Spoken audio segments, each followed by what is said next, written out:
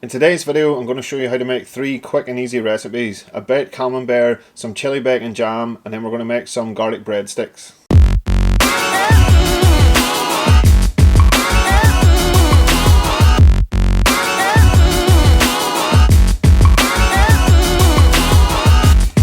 Hi everyone, this is James from Barbechoo.com and welcome back to the shack for another cook.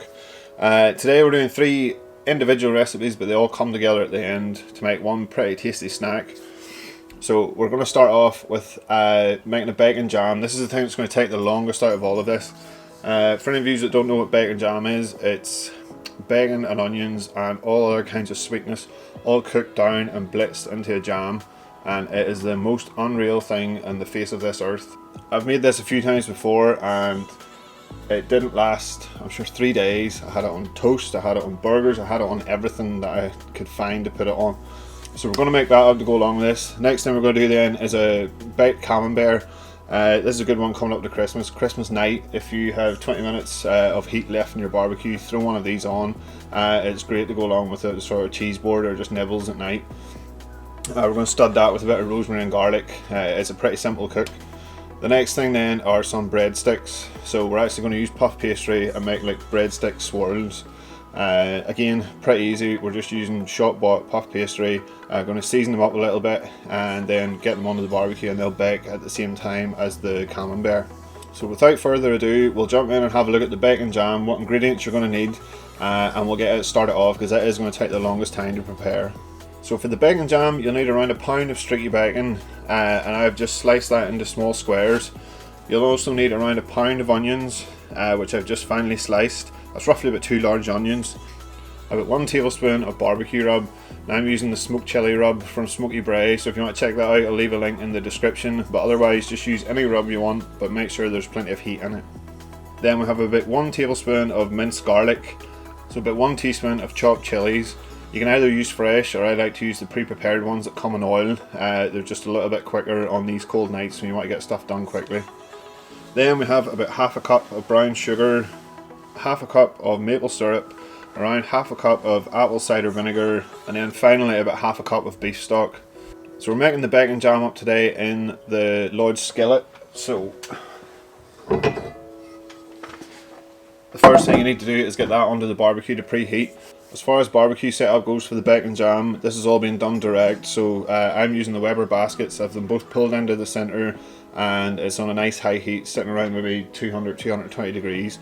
I'll get the skillet warmed up and get that bacon cooking. So pop your skillet onto the barbecue with a little drizzle of olive oil in it just to heat up. There's going to be plenty of bacon fat to cook everything else down, so you don't need too much, just enough to sort of line the bottom of the pan. So once your pan's up to temperature, you want to go ahead and get the pound of bacon in there to start crisping that up and rendering out all the fat. It may look like a lot of bacon, but don't panic, it's all going to cook down, and then once we get this bacon jam all made together, we're going to put it into a food processor and blitz it up. So a pound of bacon doesn't go a long way when it comes to the actual finished product. So there'll be a ton of fat cooked out of it. Don't panic about it, that's just going to flavour everything else, and we're not really adding any extra oils or fats to this. So once your bacon has crisped up nicely, use your tongs or a slotted spoon and remove that from the pan, leaving the bacon fat behind, and then put that into a bowl with a little bit of paper towel, and that'll drain any excess fat off it. Next up then, we go in with around a pound of onions, so they're sliced. Put them into that bacon fat and give them a toss about with your tongs. That coats them in the bacon fat and will start to soften them down. Whenever they start to soften, then you can give them a season with your barbecue rub. So again, I'm using the smoked chili rub from Smoky Brae. Something with a little bit of heat works well. Again, this is a chili bacon jam, so although we're putting chilies into it, you want to add a little bit extra in there as well. So whenever you're happy with the consistency of your onions, they're nice and translucent and soft, you want to go in with your garlic and your chilies. So place that in and give them a mix and let them sit until you can really smell that garlic coming through. Then it's time to go in with the sugar. So once your sugar's in, it will caramelise pretty quickly, so stay with it at this point. Give it a mix about and coat the onions in that caramel, and then you want to go in quickly with your liquids. So go straight in with your apple cider vinegar, your beef stock, and then your maple syrup, and give it all a mix together. If at any point through this you feel it's getting a little bit too hot and heavy and you're scared of burning anything, pull that skillet off the direct heat and move it to the indirect side of the barbecue. The skillet will still hold enough heat that it will allow that stuff to still cook, but it's just not quite as hot.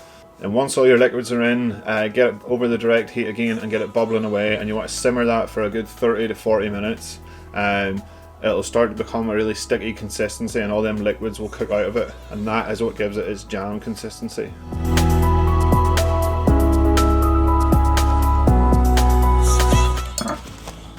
Okay, while the bacon jam's on, we can get everything else ready.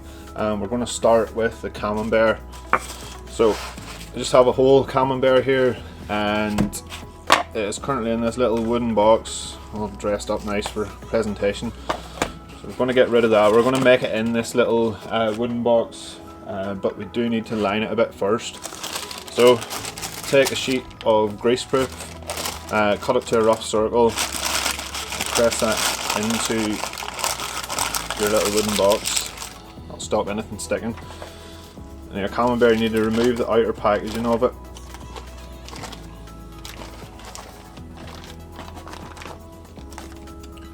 And then just place that back into the box. Now, this is a great one if you're entertaining at Christmas. You can do it at night, everybody can just sit around and enjoy it. Your cooks for the day are all done. This is your little victory dance. So we need to flavour this a bit. So first off, we need to go around and cut this top skin off. So just use the point of your knife. A little bit of a fiddly job, but just take your time at it. And then start to pick that top layer off. So the Camembert can be made ahead of time. It doesn't have to be done on Christmas Day. You can do all this prep work, get the ingredients into it, and then put it back in the fridge. And then once it comes time to throw it onto the barbecue, you're ready to go. So we have a few simple flavours here. We are going in with a few slithers of garlic. So just as these cut into sort of long slithers, just push them down in a few different places to stud the cheese. Okay, and then the last thing is some fresh rosemary. Just sprinkle that all over the top, just the leaves, don't want any woody parts in there. It'll give it a lovely flavour as it cooks. And that's it, it couldn't be easier. So that is now ready to go onto the barbecue. We'll get our breadsticks ready because these are both going to go on at the same time. But that's it, good to go. You can place that in your fridge if you want to do this the day before. Maybe cover it with something, put it into the fridge, and then whenever it's time to go, you have it there and ready.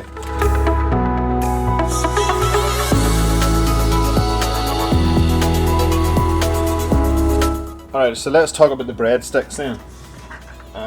This is everything you will need. There's only a few ingredients, so again, these are super simple.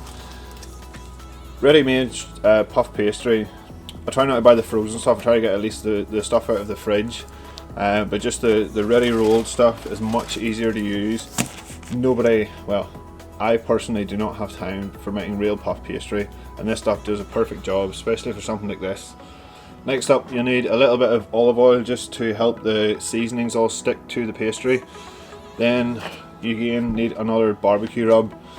So these are garlicky. If you're using a rub that isn't quite as garlicky, you might want to add a little bit of garlic granules in there. But the smoked garlic rub from Smoky Brae is perfect. It is a really strong garlic flavour, and it is the ideal one for something like this. So pick a barbecue rub, any barbecue rub. Next then we have some chopped rosemary and thyme leaves. Just chop them down nice and fine, don't want anything too big in there. And this is all we're going to use to season these. Okay, so here's our sheet of puff pastry. It's pre-rolled, it's already at a good thickness. There is a little bit on the end here which we're probably going to lose. Always sticks together whenever you unroll it. First off, make sure your pastry is well chilled. It's a lot easier to work with whenever it is cold. But to start us off, I'm just going to put a little drizzle of oil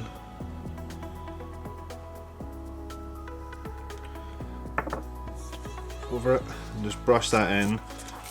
It just helps your seasoning stick a little bit better. You don't need a lot, just a little tiny bit. Okay, then we're going on with the barbecue rub. So we have the Smoky Brae smoked garlic rub here. So just shake it over the entire surface.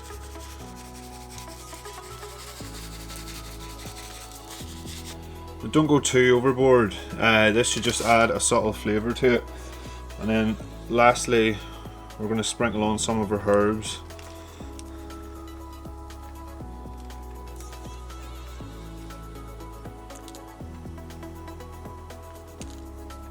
Just make sure they're nicely spread. If you notice any big bits in it, try and remove them. Okay, and before we slice them up, the last thing we're going to do is just take a rolling pin and lightly run it across the pastry. This isn't to change the shape of the pastry, this is merely to push all those ingredients down inside the pastry so when it cooks they're nicely distributed throughout it. Okay, as far as cutting goes then, we're going to use a pizza cutter. It's just a little bit easier to manage than a knife. And you have a couple of options here, so you can either cut it in long strips this way and make longer breadsticks, but as these are for sort of a sharing platter, I'm going to cut this in half and then cut it into strips. So just find roughly your center point. How many times I said it is home cooking, they don't have to be perfect. And all you need to do is go roughly around an inch wide.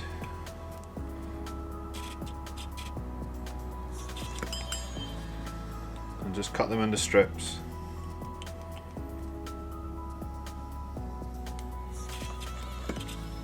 So if I bring that over out of the way, we'll have a go at twisting one of these up. So just twist in the center.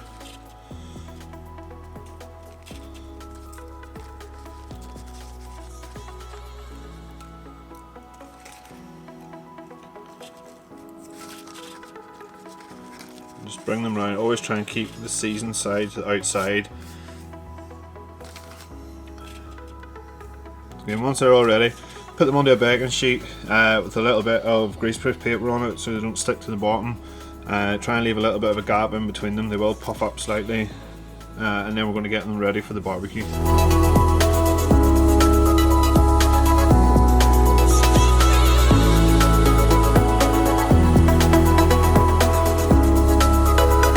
So after 30 or 40 minutes of the bacon jam bubbling away and simmering, it should have thickened up nicely.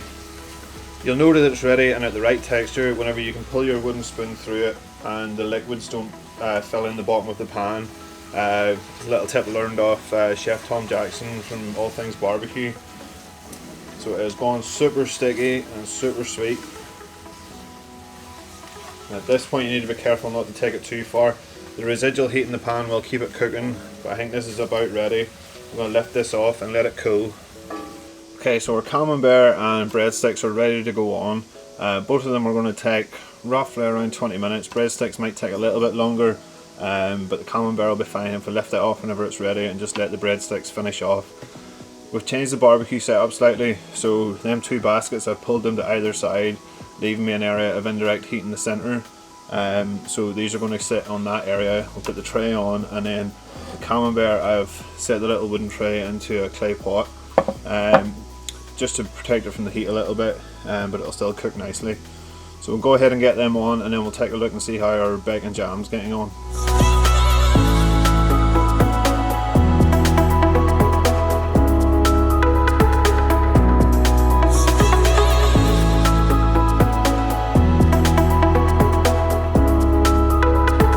So while our breadsticks and camembert are baking, we can have a look at our bacon jam, which is now completely cooled. It's gone really sticky, like jam. But it's not ready yet. You could eat it like this, there's nothing wrong with it, but it is, the onions are still all stringy and the bacon's still in large pieces. If you're spreading it on something or using it for the purpose of using it today as more of a like dip, it's better to break it down a little bit. So I'm going to take this inside and run it through the food processor, and then I'll come out and I'll show you the consistency that I like it at. By the time I get all that done, hopefully our breadsticks should be ready and our camembert will gather all together and have a taste.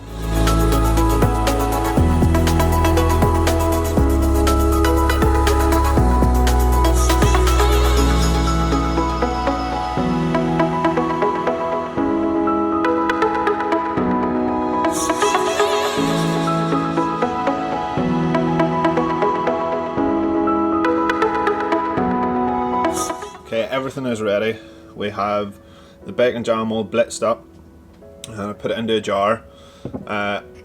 If you're going to serve it as this kind of thing, but it's more of a dip, I suggest heating it up. It makes it a bit of a nicer consistency. If you're spreading it on like warm bread or toast or something like that there, it's fine cold.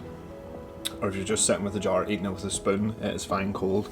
So I've already had a little sneak taste of that, and the chili is on point. Cheese is out, and it is lovely and gooey in the middle. Breadsticks, we lifted them out onto a rack.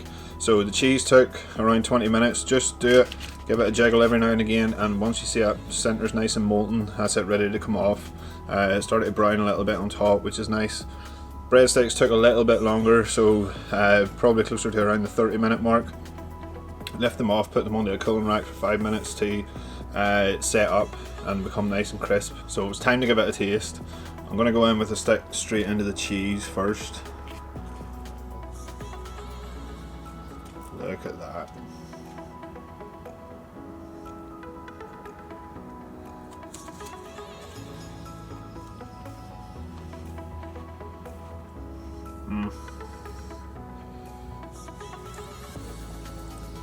Oh, that's good.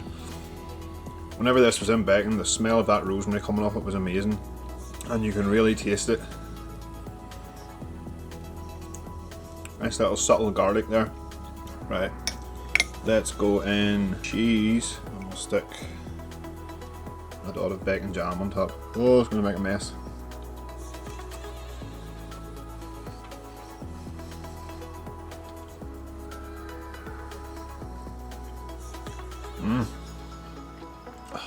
I'm looking forward to Christmas night. After a whole day's cooking, finally getting to sit down and relax with something like this is unbelievable. The chili off that bacon jam. The first thing you get is sweetness because there's so much sugar in it, but after that the back of your throat starts to tingle a little bit and you feel it in your tongue. It's incredible. And that against that sort of herby cheese flavours, amazing. So again, this can be done in advance and just heat it up whenever you're ready to serve. The cheese can be prepared ahead of time and then just throw it onto the barbecue once you lift everything else off. It's just indulgence. So 3 pretty simple recipes there. Try one of them, try them all. I will leave links for them all below, the full write-ups and step-by-step guides in my website. You can check that out. If you like this video, please give it a thumbs up. If you haven't already, subscribe to the channel, and I'll see you in the next video.